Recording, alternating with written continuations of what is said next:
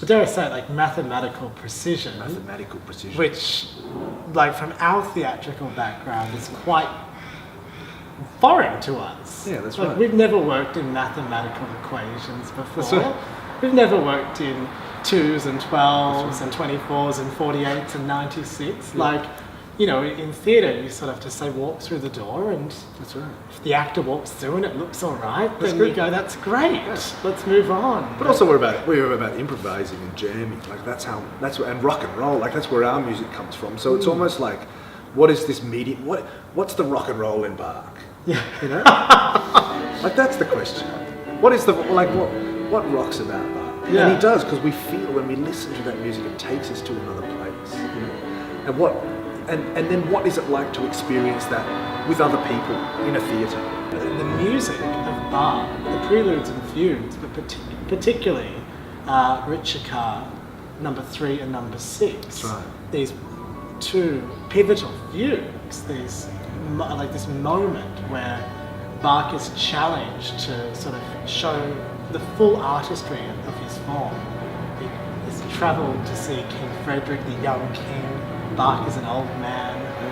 He's called to the castle, and King Frederick puts to him like the most impossible series of notes. That's right. And says, turn this into a fugue here on the spot, That's right. live. So, like, you know, first of all, who can do that? Like, who can improvise a fugue live? Like, we can't. That's right. I mean, very few people can. It's an act of genius. It's like at every point, all the notes within the melody have to line up with all the others that, you know, in all the, it's nearly impossible.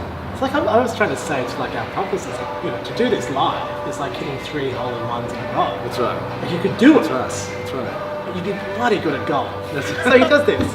And then King Frederick says, like, he's quite cheeky, King Frederick, and he's bisexual.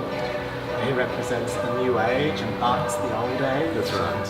You know, King Frederick sort of fancies himself a bit of an intellectual, a musician. Right. And he's about to go on to be a very notorious figure in history. Well, he says, well, listen, a 3-voice fugue, improvise, that's great, sure, whatever. But what about a 6-voice fugue? Everyone says you're the master of the fugue. Come on, improvise a 6-voice fugue. And like for the first time, Bach is, he's embarrassed in public. He's shown up. Nobody can improvise a 6-voice fugue, not even the master of the form. Yeah, it's extraordinarily difficult. So the central idea in the preludes and fugues is this idea of fugue.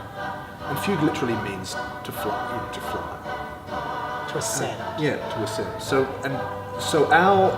in putting it in a theatre, we're asking what is the quality in Bach's music which transcends?